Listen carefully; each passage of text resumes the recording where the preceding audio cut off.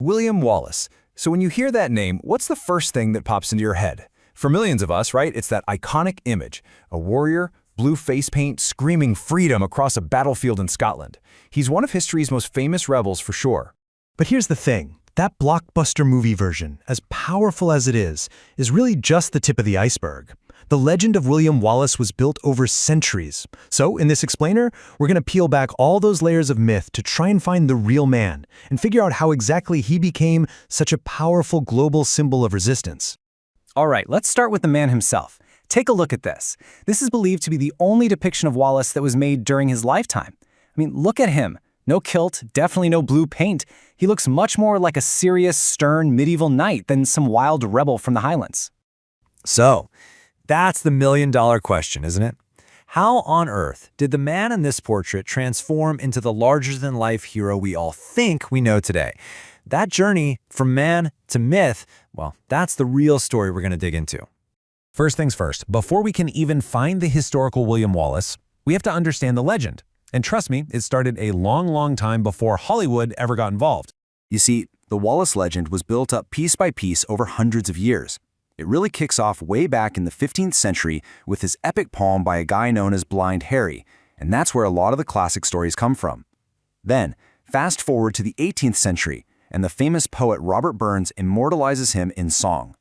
In the 19th century, novelists jump in and add all this romance and drama to the story. And then, of course, you hit the 20th century, and boom, Braveheart comes along and just cements that image for a modern global audience.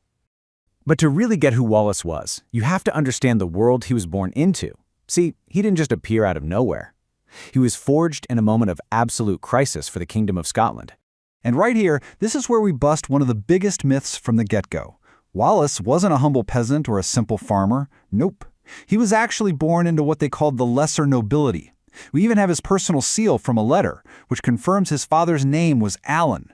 Now, why does that matter? Well, it means he had a certain status, and he likely had some military training, things a common farmer just wouldn't have had. So what was this crisis? Well, it was a total mess. It started when Scotland's King Alexander III died suddenly, leaving no clear male heir. Then his young granddaughter, who was next in line, also died. All of a sudden, the throne is empty. And who steps into this chaos? England's incredibly powerful King Edward I. You might know him as Longshanks. He acts as the judge, picks a pretty weak Scottish king, and then, not surprisingly, he invades, kicks him out, and takes over the whole country himself, a complete power vacuum. And it's right into this chaos that William Wallace suddenly and violently explodes onto the scene. He goes from being a total unknown to becoming the leader of a national rebellion, and it happens incredibly fast. His career as a rebel kicks off with a single, incredibly brutal act. In May of 1297, he killed the English High Sheriff of Lanark. Now, this wasn't some big battle. It was a targeted assassination, and it was like lighting a fuse. Almost immediately, men started rallying to his cause. This growing rebellion led him right here, to this narrow, unassuming bridge over the River Forth near Stirling. It doesn't look like much today, does it? But this very spot would become the site of his absolute masterpiece. A victory so audacious, so complete, that it would make him the most wanted man in all of Britain. The tactic was just pure genius. Wallace and his co-commander Andrew Moray, they held their nerve.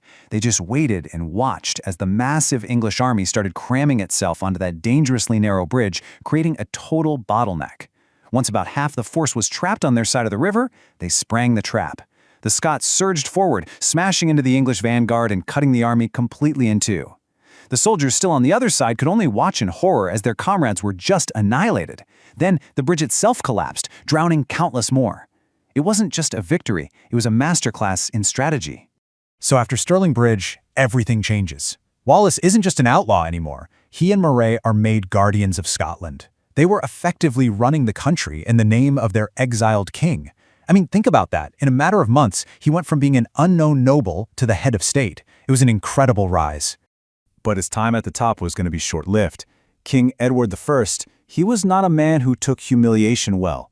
A year later, he returned to Scotland in person, and this time he was looking for revenge. And this slide just lays out the difference perfectly. At Stirling, Wallace used the terrain to outsmart the English knights. But at the Battle of Falkirk, Edward forced him to fight on a wide, open field. Wallace had a plan, but Edward had a new weapon that was about to change European warfare, the English longbow. Wallace set up his spearmen in these massive defensive circles called schiltrons. Think of them like giant, deadly hedgehogs made of spears, nearly impossible for knights on horseback to charge. But against Edward's secret weapon, they were just sitting ducks. Thousands upon thousands of armor-piercing arrows rained down from the sky, tearing the Scottish formations and their army to pieces.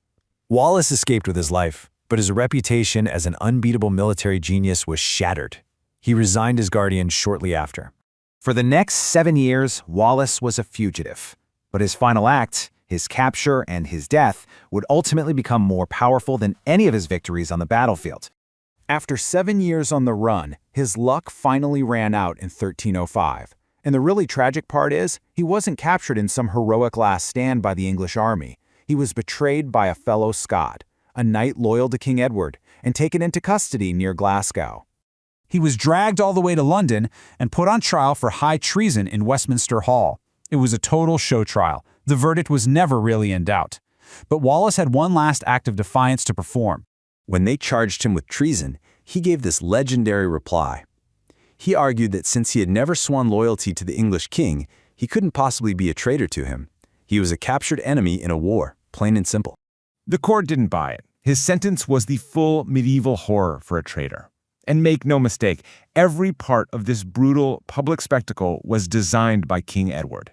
It was meant to be the ultimate deterrent, a gruesome warning to any other Scot who even dreamed of resisting English rule. His head was placed on a spike on London Bridge, and his limbs were sent to the corners of the kingdom as a final bloody message. But here's the ultimate irony. Edward's calculated cruelty failed spectacularly. In fact, it backfired. Instead of terrorizing the Scots into submission, the gruesome executions transformed Wallace into a martyr. He became a symbol of defiance that was far more powerful in death than he had ever been in his 7 years of rebellion. This Latin inscription is on a plaque near his execution site in London. It translates to, "I tell you the truth, freedom is what is best. Son, never live your life like a slave." And it leaves us with a final question. Does it really matter if the legend isn't the whole truth, if the idea it represents still inspires people to this day?